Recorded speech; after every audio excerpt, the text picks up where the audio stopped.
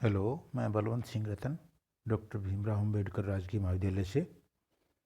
आज मैं आपको ये बताऊंगा कि वर्गीकृत श्रेणी में सहज संबंध किस प्रकार से ज्ञात किया जाता है। अब तक मैंने आपको जितना भी सहज संबंध पढ़ाया है उसमें मैंने जो है वो एक्स श्रेणी और वाई श्रेणी दोनों ही व्यक्तिगत ली थी और दोनों में ही आवृत्तियाँ नहीं थी।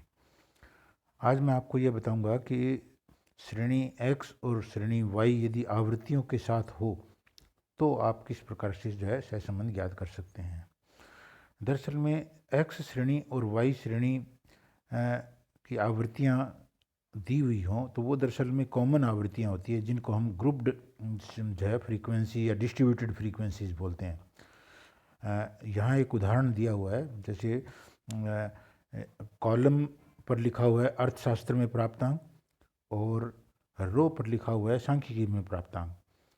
जो कॉलम है उस कॉलम में भी कुछ ग्रुप्स हैं 0 से 10, 10 से 20, 20 से 30, और इसी तरह से जो रो है सांख्यिकी में प्राप्तांक वहाँ भी कुछ ग्रुप्स हैं 0 से 10, 10 से 20, 20 से 30 आदि आदि। अब इसमें कुछ आवृत्तियाँ दी हुई है, जैसे सांख्यिकी में प्राप्तांक 0 से 10 हो और अर्थशास्त्र में भी प्राप्तांक 0 से 10 हो। ऐसे 6 व्यक्ति हैं, ऐसे 6 छात्र हैं, यानी ये 6 जो आवृत्ति है ये दरअसल में श्रेणी एक्स की आवृत्ति भी है और श्रेणी वाई की आवृत्ति भी है। इसी तरह से सांख्यिकी में प्राप्तांक में आप 10 से 20 में चलें और अर्थशास्त्र में प्राप्तांक में अगर आप 0 से 10 में चलें तो यहाँ आपको 8 दिखेगा। ये दरअसल में 8 जो है वो सांख्यिकी और अर्थशास्त्र दोनों की आवृत्ति है, तो ये डिस्ट्रीब्यूटेड फ्रीक्वेंसीज हैं। तो आप इस पूरे सवाल को पहले तो इस तरह से समझिए कि ये जो आवृत्तियाँ हैं ये बंटी हुई आवृत्तियाँ हैं जो श्रेणी एक्स और श्रेणी वाई की कॉमन आवृत्तियाँ हैं। तो अगर हमें इस प्रकार से सवाल दिया हुआ हो तो हम क्या करेंगे। इस प्रकार से सवाल दिया हुआ हो तो आप सर्वप्रथम मैं आपको सीधा लघु रीति के बारे में बताता हूँ। आप जो है श्रेणी एक्स से किसी मूल्य को कल्पित माध्य मानिए और श्रेणी वाई से भी किसी मूल्य को कल्पित माध्य मानिए। तो श्रेणी एक्स से जो आपने कल्पित माध्य माना है उस कल्पित माध्य का प्रयोग करते हुए आप जो है श्रेणी एक्स के सभी मूल्यों में से वो कल्पित माध्य घटा करके डी एक्स ज्ञात करिए।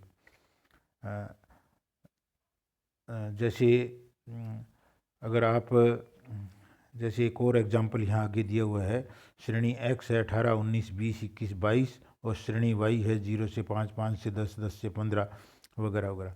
तो इसमें ध्यान देने की बात यह है कि श्रेणी एक्स जो है वो खंडित श्रेणी के रूप में है और श्रेणी वाई जो है वो सतत श्रेणी के रूप में है। तो इससे कोई फर्क नहीं पड़ता। अगर ऐसा हो तो जो सतत श्रेणी के रूप में दिया हुआ है उसके मध्य मूल्य को ज्ञात कर लीजिए। वो मध्य मूल्य आपका जो है वो एक्स या वाई माना जाएगा। और अगर दूसरी साइड में खंडित श्रेणी दी हुई है तो आपके पास एक्स सीधा है। अगर वहाँ भी सतत श्रेणी दी हुई है, जैसे पिछले एग्जाम्पल में मैं आपको बता रहा था कि वहाँ वहाँ भी जो है सतत श्रेणी दी हुई है, तो वहाँ भी आप मध्य मूल्य ज्ञात कर सकते हैं। तो यानी दोनों साइड में आपको मध्य मूल्य ज्ञात करने पड़ सकते हैं, या एक तरफ आपको मध्य मूल्य ज्ञात करने पड़ सकते हैं और दूसरी तरफ आपको के पास सीधे मूल्य दिए हुए हो सकते हैं। ये जो एक एग्जाम्पल है 18, 19, 20, 21 एक्स के रूप में और वाई जो है वो सतत श्रेणी के रूप में दी हुई, तो इस एग्जाम्पल के बारे में मैं आपको थोड़ा थोड़ा बताता हूँ। आपने अगर इसको ध्यान से देखा हो तो वाई श्रेणी के मध्य मूल्य हमें निकाले गए हैं। 0 से 5 का मध्य तो 2.5, 7.5 और ये वगैरह वगैरह, ये अपन ने इसमें निकाल लिया। इसके बाद आपको जो काम करना है कि श्रेणी एक्स का कोई भी मूल्य जो है वो आप कल्पित माध्य के रूप में मान लीजिए। कोई भी मूल्य, जैसे यहाँ 20 को माना गया है और 20 श्रेणी एक्स में 20 को कल्पित माध्य माना गया है, तो 18 माइनस 20 माइनस 2 आया और 19 माइनस 20 माइनस 1 आया। तो ये डी एक्स जो है वो -2 -1 0 + 1 + 2 के रूप में आ गए। उसके बाद में आपको एफ डी एक्स ज्ञात करना है। अब एफ एक्स केवल एक्स की एफ, जैसे 18 जो वाला कॉलम है उसमें जो लास्ट में जो आवृत्तियों का जो जोड़ है वो 3, ये दरअसल में एक्स की एफ है। तो डी एक्स को एफ से गुणा करना है तो -2 × 3 -6। इसी तरह से आपको पूरे इसमें करना है। और जब आपके पास एफ डी एक्स आ जाए तो इस एफ डी एक्स का आपको जोड़ भी करना है, जो जो भी प्लस माइनस कुछ भी हो सकता है, तो टोटल आपको निकालना है सिग्मा एफ डी एक्स। इसी तरह से आपको एफ डी एक्स स्क्वायर भी चाहिए, तो एफ डी एक्स को डी एक्स से एक बार पुनः गुणा कर दीजिए। जैसे -6 को -2 से गुणा किया तो +12 आया, तो इसी तरह से आपको पूरे में करना है, तो sigma F D X square आपको निकालना है। यही बात आप y के लिए कर सकते हैं। y में भी हम किसी मूल्य को मध्य मूल्य मान लेते हैं। जैसे यहाँ चूँकि बीच का मूल्य 12.5 है, तो हमने 12.5 को मध्य मूल्य कल्पित माध्य मान लिया, और इस 12.5 से सभी मूल्यों का डेविएशन लिया, तो 2.5 माइनस 12.5 जो है, आप इस तरह से सारी वैल्यू जो है वो निकाल सकते हैं। यहाँ -2 -1 +1 +2 लिखा हुआ है, तो -2 अगर अपन 12.5 से करें तो यहाँ आता है -1। खैर, इसने कोई और चीज़ को जो है वो माना है, आपको जो भी मानना है उसके अनुरूप आप चलिए। तो यहाँ आप जिस किसी को भी आपने कल्पित माध्य मान्य है, उस कल्पित माध्य को सभी मूल्यों में से घटा दीजिए। तो सभी मूल्यों से में घटाने पर आपके पास dy आएगा।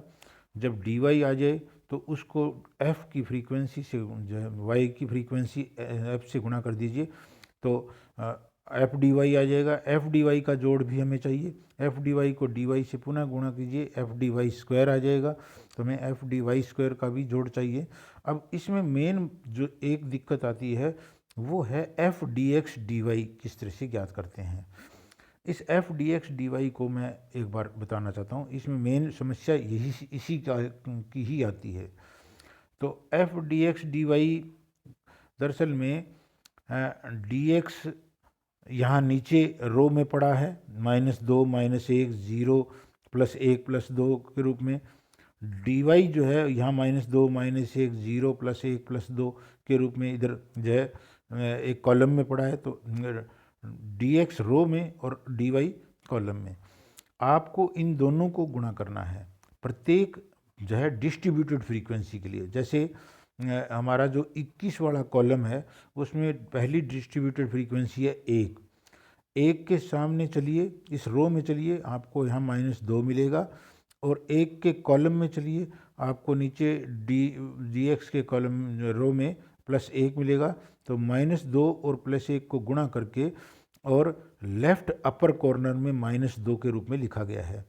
मैं एक बार फिर से बताता हूँ। जो वितरित आवृत्ति है 3, इसके लिए इस रो में -2 आपको मिला है dy के रूप में, इस कॉलम में जो है +1 आपको dx के रूप में मिला है। इन दोनों को गुणा करना है और लेफ्ट अपर कॉर्नर में लिखना है, तो +1 × -2 आया। और इस -2 को उस बॉक्स की आवृत्ति 3 से गुणा करके और राइट लोअर कॉर्नर में लिखना है, तो -2 × 3 -6 हो गया। ऐसा आपको सभी डिस्ट्रीब्यूटेड फ्रीक्वेंसी से करना है। मैं एक बार फिर से बताता हूँ। लेफ्ट अपर कॉर्नर में जो आया है वो dx dy है, और इस dx dy को वितरित आवृत्ति 3 से गुणा करके राइट लोअर कॉर्नर में लिखना है, तो राइट लोअर कॉर्नर में जो आया है वो f dx dy है। ऐसा आपको सभी जो है हमारी जो वर्गीकृत आवृत्तियाँ हैं उनके लिए करना है। जब आप ये सब कर लें तो उसके बाद में राइट लोअर कॉर्नर में जितने भी F D X D Y आए हैं उनको या तो पंक्तिवार जोड़ लें या कॉलम वार जोड़ लें। जैसे मैं पंक्तिवार जोड़ करके बताता हूँ। जैसे -6 और -4 दोनों जुड़ करके कितना हुआ, -10। अगले में -3 और -4 जुड़ के कितना हुआ, -7। इसी तरह से अगली में यहाँ 0 और 0 जोड़ करके कितना हुआ, 0। इसी तरह से इसमें -5 और 0 ये दोनों जोड़ा तो आया -5। इसी तरह से -12 और -4 जोड़े तो आया -16।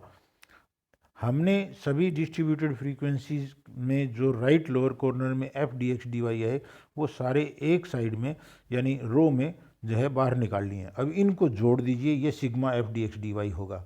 जो भी प्लस माइनस जो भी आए आपको इसको निकालना है। तो इसमें मेन प्रॉब्लम जो है वो sigma F D X D Y निकालने की ही जो है वो आती है। और ये जो मैंने अभी अभी आपको बताया है sigma F D X D Y निकालने का तरीका, इसको यहाँ जो है वो उदाहरण में इस तरह से आपको एक बॉक्स बना करके बताया गया है। इसको एक बार आप फिर से पढ़ लीजिए तो आपको इसका जो है वो अंदाज़ा हो जाएगा। मैं आपको इसका फार्मूला बताता हूँ। जब आप सारे sigma F D X, sigma F D Y, sigma F D X square, sigma F D Y square और sigma F D X D Y ज्ञात कर लें तो आपको जो है वर्गीकृत श्रेणी में सहसंबंध का एक सूत्र लगाना होगा। और मैं आपको उस सूत्र के बारे में बताता हूँ। वो है आर बराबर N sigma F D X D Y minus sigma F D X गुणा सिग्मा एफ डी वाई और बटा में अंडर दी रूट। अब ये आप चाहो तो दो अंडर रूट लिख लो और आप चाहो तो एक ही अंडर रूट में लिख लो। आप दो अंडर रूट में अलग अलग लिख लें तो ज़्यादा बेटर है। पहले अंडर रूट में N sigma F D X square minus sigma F D X का होल स्क्वायर और दूसरे अंडर रूट में N sigma F D Y square minus sigma F D Y का होल स्क्वायर। यहाँ ये जो किताब में जो छपा हुआ है ये एन गुणा सिग्मा डी वाई स्क्वायर छपा हुआ है, ये गलत है। इसके आगे एफ और आएगा, एफ और आएगा तो ये N sigma F D Y square है। मैं एक बार फिर से बोलता हूँ, ऊपर आएगा N sigma F D X D Y minus sigma F D X गुणा सिग्मा एफ डी वाई, बटा में आएगा एक अंडर रूट में एक्स से संबंधित सारे मान यानी N sigma F D X square minus sigma F D X का होल स्क्वायर और दूसरे अंडर रूट में वाई से संबंधित सारे मान N sigma F D Y square minus sigma F D Y का होल स्क्वायर। इसके अंदर मान पुटअप कर दीजिए तो आपको कोरिलेशन कोफिशिएंट प्राप्त हो जाएगा। ये वर्गीकृत श्रेणी में सहसंबंध का जो है वो तरीका है। आज इतना ही। आप इसको एक बार एक एग्जाम्पल को किताब में किए हुए एग्जाम्पल को आप अपने आप करें तो आपको जो है वो ज़्यादा इसका बेनिफिट होगा। आज इतना ही, धन्यवाद।